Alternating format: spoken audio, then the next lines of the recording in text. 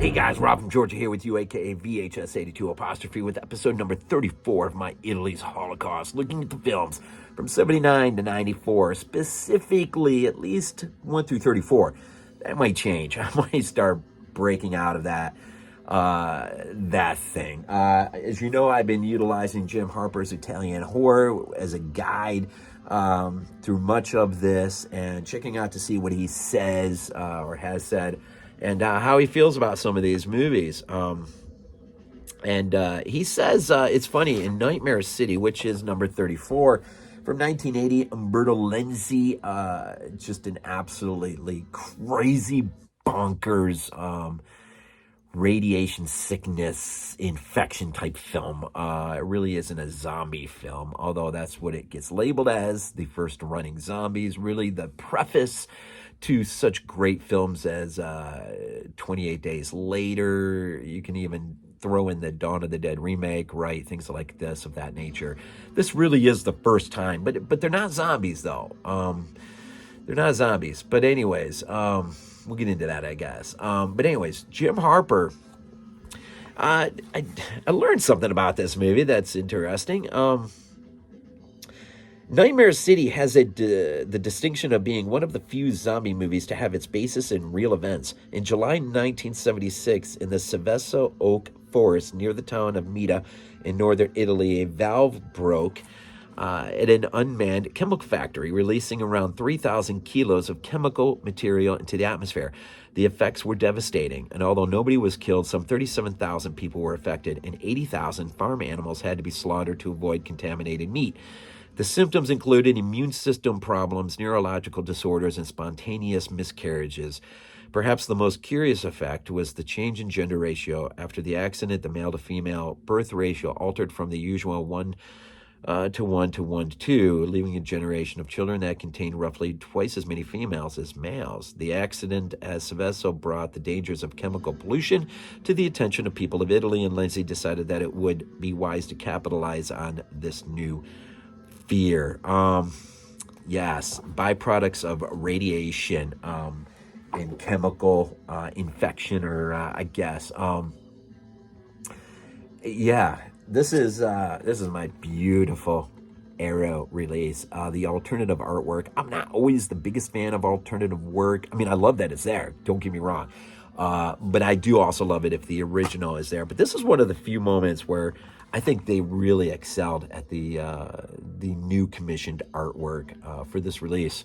Of course, a nice little look in the inside, a nice little book with a nice little article by who wrote it? John Martin, with some neat pictures from the movie. Overall, just Arrow. Does Arrow ever let down? Rarely ever. The original artwork inside. Sorry, that's just all awkward and stuff, but commentary tracks, I think, some extras and stuff, and the book itself is pretty awesome. That right there is your Sheila Holmes character, who is the wife of Major Warren Holmes. We get to see her. She's a sculptress. I guess that's what you would say, right? Just an amazing Maria Rosaria Omaggio. Just fantastic to look at. Some of the original artwork, right? Nice little scene from the movie here. Right there you go. Things get nutty, man. I absolutely love this movie. And Eli Roth is a huge fan of this movie as well. Huge fan of most anything Italian. Hugo Stiglitz. There's our Mexican actor. This is a Mexican, I want to say it's a Mexican Spanish. I didn't write it down. Mexican, Spanish, American, or Italian. Italian production. Hugo there plays Dean Miller, of course, also his wife Laura Trotter, Dr. Anna Miller. A nice little scene of terror on someone's face. And then you got General Murchison And of course, I think it was his daughter, Jessica Murchison, which is my favorite. Stefania Del Mario, Dr. Menard's assistant from Zombie. Yes. Slightly bit, I have an affection for her, I guess. I don't know, something about her. Just fun to watch. Anyway, so real quick on the back cover. I don't do this all the time, but it is. I skipped a week on this, so I guess to make up a little bit, just to kind of, if you're sort of new to Lenzi's Nightmare City, this is, what's his name there? The great special effects artist Tom Savini was slated as director to do the remake to this with Lenzi as producer. I don't think his role would have been much as a producer. Just the fact his name was on it was enough. But that's one of those issues where, you get excited, you see it in IMDb, there's a release about it, there's a teaser poster, and other than concept, really goes absolutely nowhere. And so it sits in limbo, not sure exactly where it is. It'll probably never be made. But it's unfortunate, because that would have been interesting to see how that would have unfolded. I think it was going to take place in Miami, maybe. Long before zombies took up jogging, and 28 days later in Zack Snyder's Dawn of the Dead remake, they were brandishing axes and other sharp implements in Umberto Lenzi's utterly insane radiation sickness opus, Nightmare City. In true zombie flesh eaters form, our story begins with the arrival of an ominous, seemingly unmanned craft. It is so awesome, man. In this instance, a military plane making an unscheduled landing at a European airport. Upon forcing the aircraft doors open, the waiting soldiers get a nasty shock when out bursts a horde of flesh-hungry, pizza-faced radioactive ghouls. The Walking Dead are here, and they are hungry. Counting amongst its fans the likes of Quentin Tarantino and Eli Roth, Nightmare City, aka City of the Walking Dead, is a bonkers slice of Italian zombie carnage from the man who shocked the world with the notorious Cannibal Ferox. So yeah, I mean, dude, like Zombie, the military plane as it comes in, Hugo Stiglitz is out there. He's been assigned, I think he's a journalist.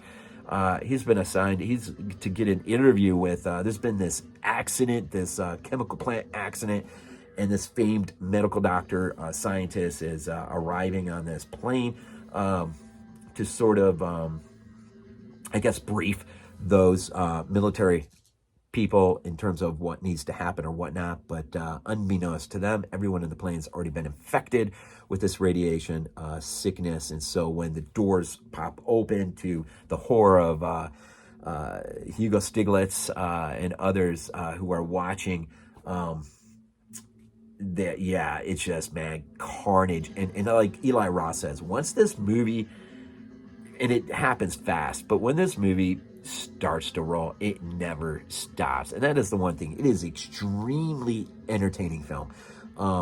Some of the makeup effects are a bit, don't quite meet the bar of what you would hope from a movie like this, but at the same time, you can overlook some of that just by the tone, tempo, the energy of the movie. It just, and a well-written piece.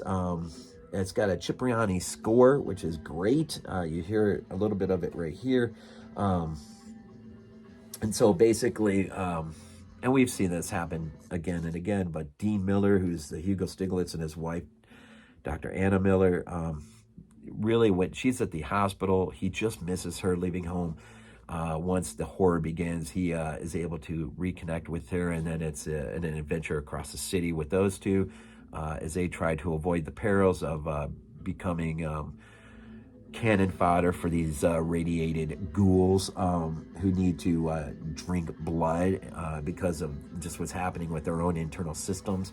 And these zombies, if you want to call them that for the lack of a better word, intellectually, things are intact in terms of use of implements and how to, even shooting weapons and stuff. Just crazy, man. Just crazy bonkers stuff, man.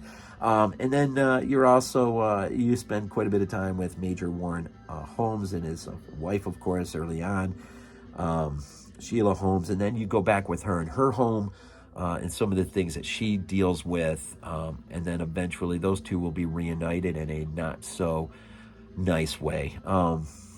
That's crazy scene. Mel Ferrier, who plays General Murchison, of course. I think his daughter was, her and her friends, they run afoul of some of this stuff as well. And so you kind of got a few moving parts.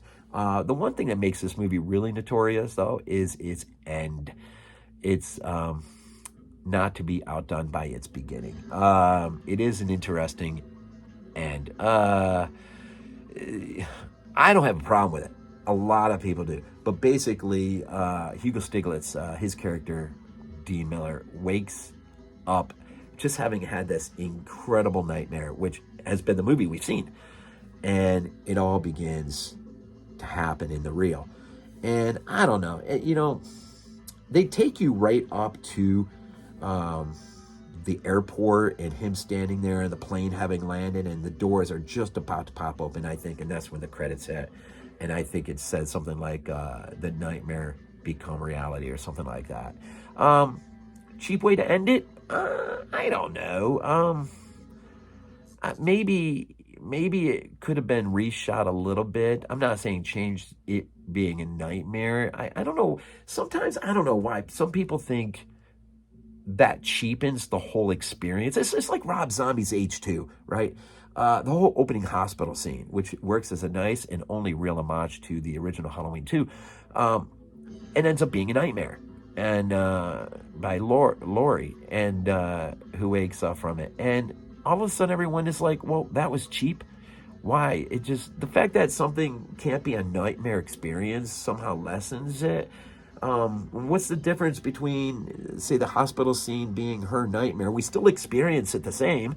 And then finding, rudely that it's, in the sense of how she wakes up from it and whatnot, to find out it's been a nightmare, why does that cheapen the experience any less? Why does going through the entire Nightmare City film only to find Hugo Stiglitz characters waking out of a break-in sweat or a nightmare, realizing that he has just basically been given an ability to see what's coming, which really, I think, makes what's going to happen that much more terrifying, because for us, we're experiencing it as a film, and although this is sort of real life in the sense of within the confines of the narration, or the story as it's written, it's real, right? It's real within those confines. But when the movie ends, it's we're left with a film and our experiences of that film.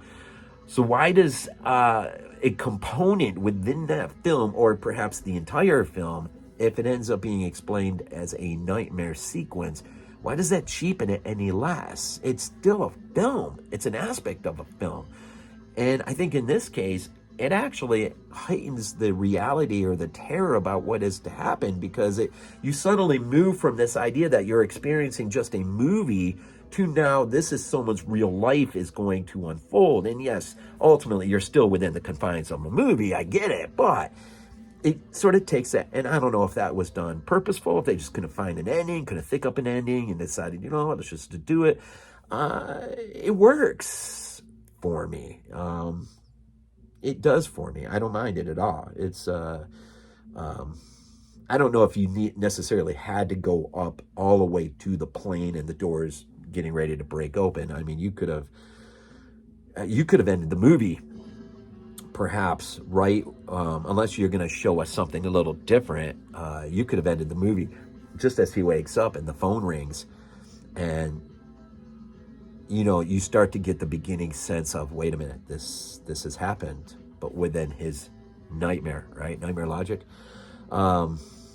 Yeah. So, anyways, I don't know why that bothers some people so much.